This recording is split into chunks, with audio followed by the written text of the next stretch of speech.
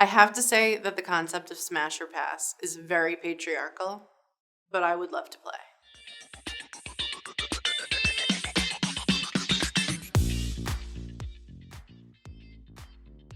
Smash. You know, I've been getting called disgusting, ugly, fat, and beautiful and wonderful for as long as I can remember, predating me on camera. And I just think they're all right. It's just about how you feel about yourself. I wanted to be topless, and Annie was very nervous about that. I was pushing her. She's a little more buttoned up than you would think, but it was really important to me. And then somebody posted after the comparison of my body to Aphrodite's body, and they were pretty similar, and that made me feel really good. In every actress's life, the media decides when you finally reach the point where you're not believably fuckable anymore. That would be a huge smash. I'm so proud of that sketch. The concept was pitched by Jesse Klein, an amazing writer. It's so incredibly relevant today. And it's something that it was brave of those ladies to bring light to, because it's an actual fear when you're on camera. God, you look familiar. Are you that girl from the television who talks about her pussy all the time? Yes! A lot of women passed on being in that skit. They were afraid that they would be seen as aged out of being the romantic lead, or, you know, just they were afraid it would hurt their careers. But the women who are in that sketch are forever in the legends category.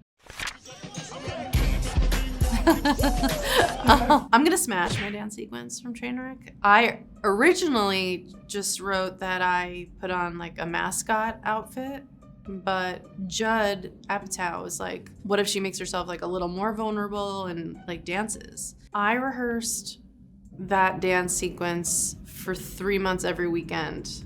These dancers, a choreographer would just show them once and be like, and ba, ba, ba, but it took me like many months to get it down. And it just was so fun. And it was so hard.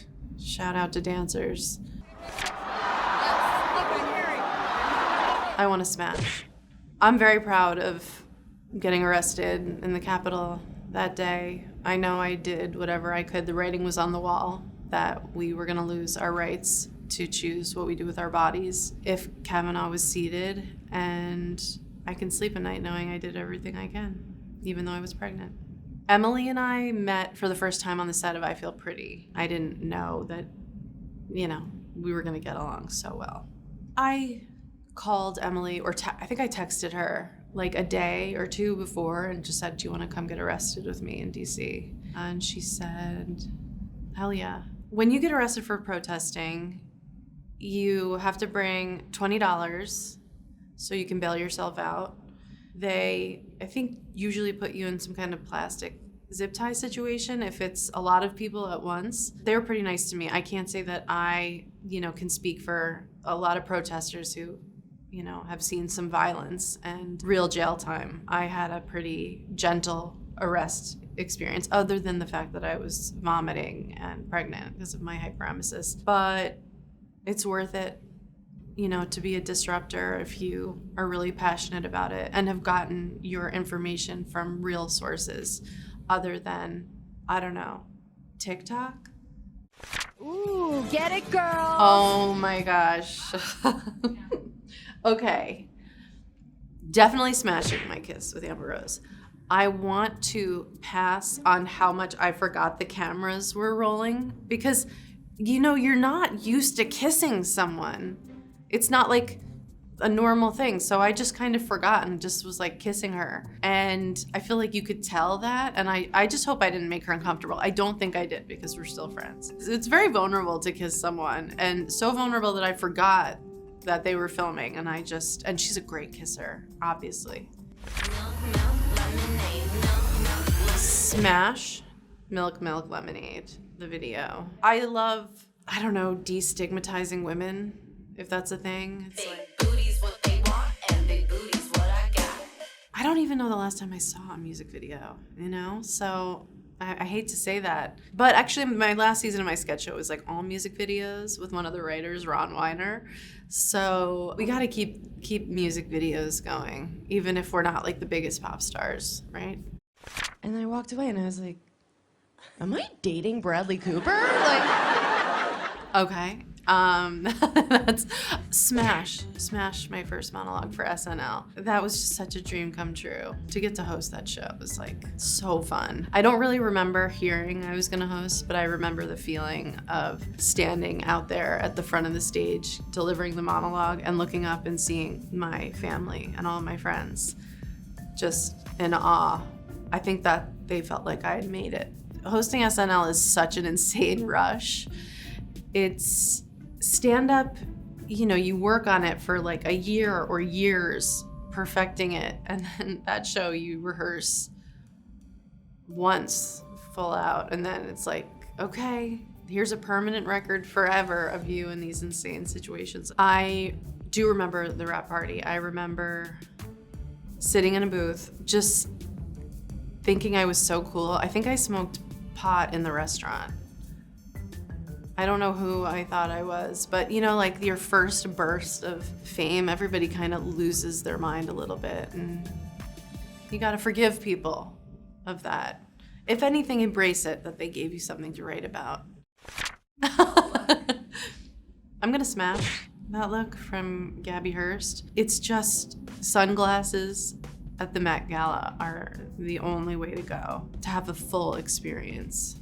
I've gone to the Met Gala 3 times and I have never known the theme. The Met Gala is mad weird, but it's fun. There's an energy to it. It's like every famous person you've ever heard of. And, we all are just filing inside from such a stressful environment that's so not natural to a human being. So I feel like we're all in there kind of recovering. I learned at the Met Gala, it's like everybody's just a person. Oh my God. Oh, Chris, I gotta pass on that picture. I love him and he's an amazing artist and chef. I love his artwork. That wasn't the most flattering rendering I've ever seen. Has he drawn me since then? I might have retired him from drawing me. He's actually a really good artist. That's the thing with that picture. It's like I started going like, oh my God, I think this might be really good, actually. I'm gonna smash talking about endometriosis because it takes women on an average of 15 years to get diagnosed, and they think having a painful period is normal, but it's actually not.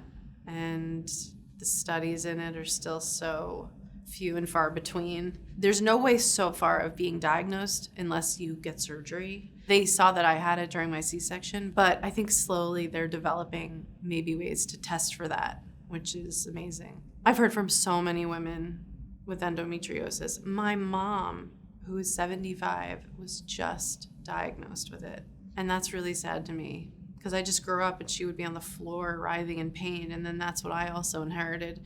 And she definitely always just thought it was normal. And I think if anything, she felt ashamed by it. And I think as women, we're taught to be ashamed for things that we have no control over. Women have a tough road. They really do. It's come to my attention that I have a vagina that I know very little about. I'll smash my partnership with Tampax. I hope that they hire me again. I have to say, the only problem with my partnership with Tampax is that I had a hysterectomy, so I don't get my period. And